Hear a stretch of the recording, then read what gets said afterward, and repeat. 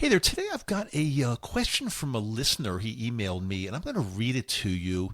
It's really interesting, and what I want to ask you to do, I want to get your opinion on this because I think so many people are in this situation, and I'll just go ahead and read it and see what you think, and I want you to get back to me and let me know your answer. So let's get started. This is Microdose U, and I am Dr. Dave. Welcome.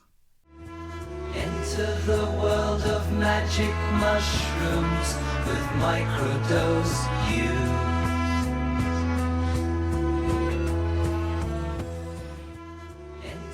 Hey there, welcome, Microdose U, Dr. Dave.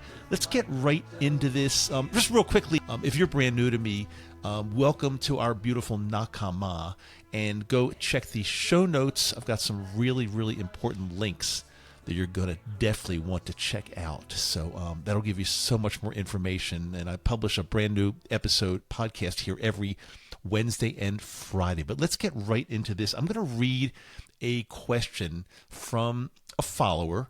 And to protect this follower, I'm going to go ahead and change some of the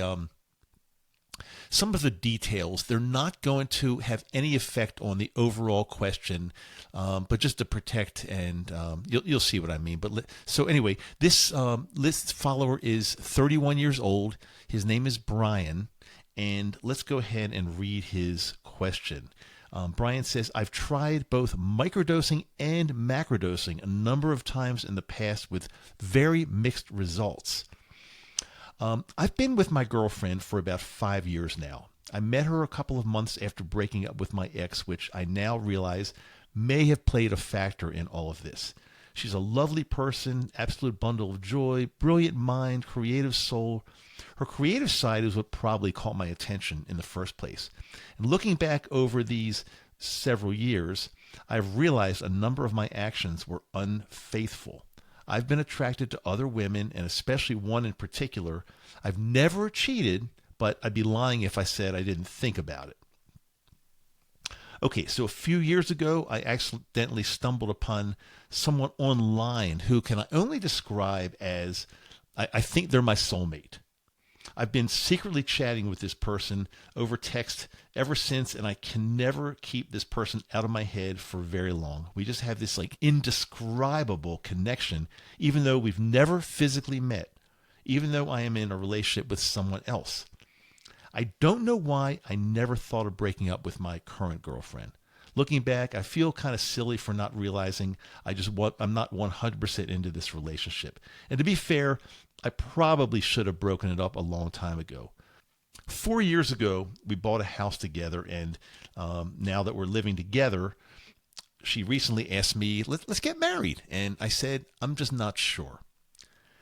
I can't help but feel there's something missing. I don't want to break her heart. I don't think it would just break her heart. I think it would crush it. I'm her first partner, and she doesn't have much family to rely on. She's also got some, let's say, some mental health issues that I think would really be very difficult for her to handle if I did break up with her.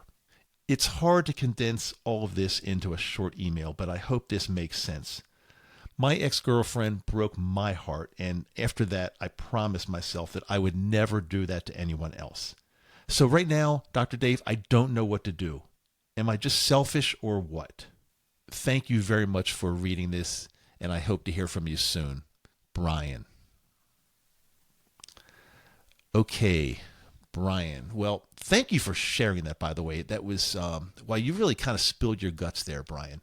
What I want to do is I want to ask all of my listeners to weigh in on this and send their opinion, because, there are two main thoughts. First of all is, don't break her heart. She's a lovely woman, and you've got to stay with her because that would be horrible. She's already got some mental health issues, and if you break her heart, she's going to spiral downhill. And the other side of the coin is, no, look, you've got, you're only 31 years old, Brian. You've got a long way to go. And if you start off in a relationship that you're not really into and you don't feel that she's your soulmate, what's going to happen 10 years from now or 20 years from now? What's going to happen with your life? So they're kind of two schools of thought, and then maybe somewhere in between both of those. Without giving my opinion, I will share that I've been through much of this in my life. My first marriage. I mean, it was. I think at the beginning it was good, and I've got two wonderful kids out of that first marriage. But there came a point in the marriage where I felt, and my ex-wife probably felt the same thing. I don't know for sure, but it felt like just things weren't working out with the two of us together. But it took many years after that before we finally decided that this is not going to be good. So let's break it off. But we were married for 23 years. And if I can look back now, I would say at least somewhere in the middle of that, let's say after 12 or 13 years,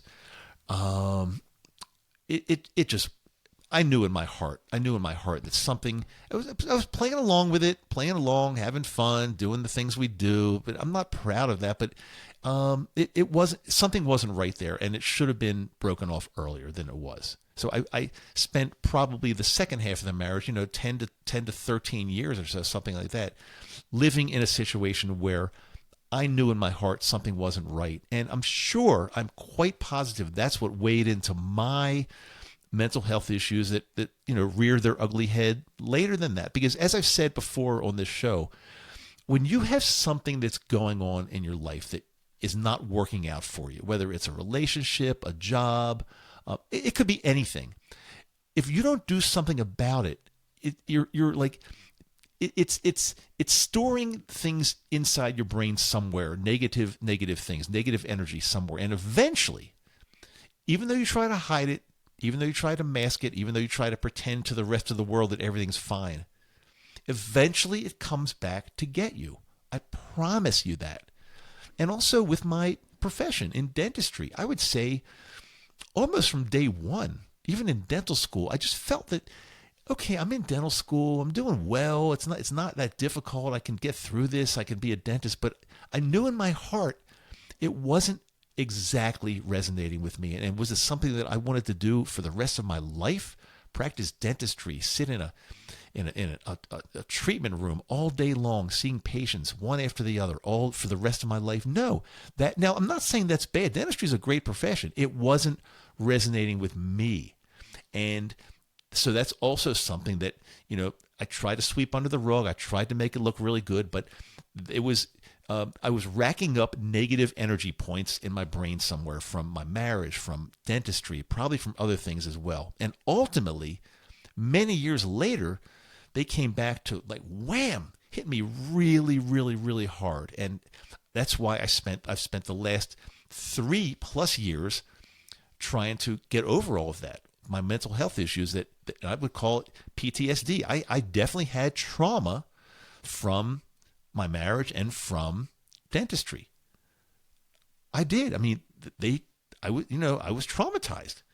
And again, I'm not throwing anybody under the bus. I'm not throwing my ex-wife under the bus. She's actually a really good person, and she's a fantastic mother to our kids. Fantastic. But sometimes you have to realize that something's just not working out.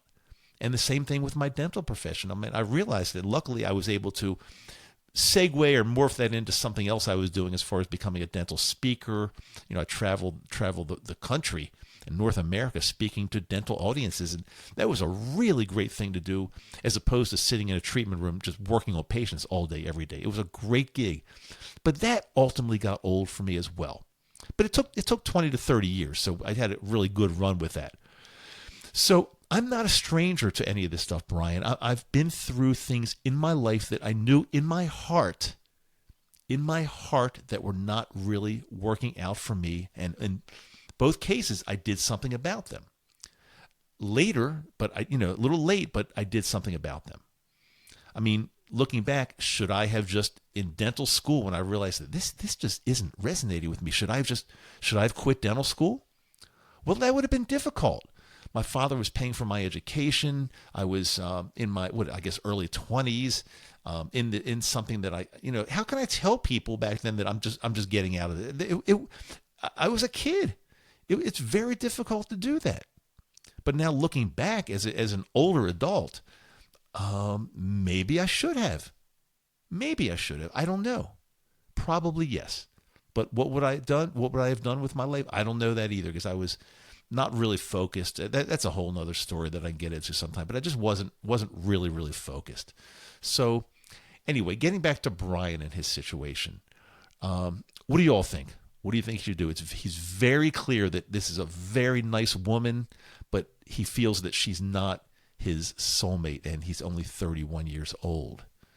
What should he do? Should he break her heart? And it sounds like it would be a very bad heartbreaking, very bad. But one of my questions, is it better to do it now or to go for years or decades and then have a major problem where something is just not working, and maybe both of you have some type of mental health issues because of this, you're both traumatized from it. You wake up every day knowing that it's not the right thing for you. How long can that last? Well, some people make that last really long, but again, they rack up these negative energy points in their brains, and it's going to take a tremendous toll. The longer it lasts, the bigger the toll is. There's no question in my mind. So I haven't really given an opinion. I've hinted because I've told you that I've been through a lot of this stuff in my life, and that's what led me to my mental health issues. Depression and anxiety and more, and PTSD, and probably some other crazy stuff, I'm sure. But without giving my answer, let's hear what you all have to say. I've never really done this. I've never really done a podcast and then not given my opinion or answer and said, well, I don't know. Let's hear what you have to say. But I'm going to try this for the first time. So I'd love to hear. You can reach me on Facebook Messenger. You can reach me by my email, which is simply dave@mado.com, dave@madow.com. By the way, it's always in the show notes.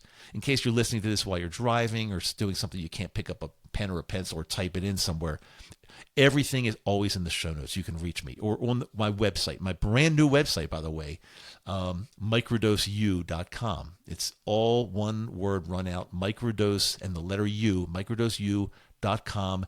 Check it out. I think you're going to like it a lot. I put a lot of work into this thing, and it's always a work in progress, but I put some work into this. So I think you're going to love that.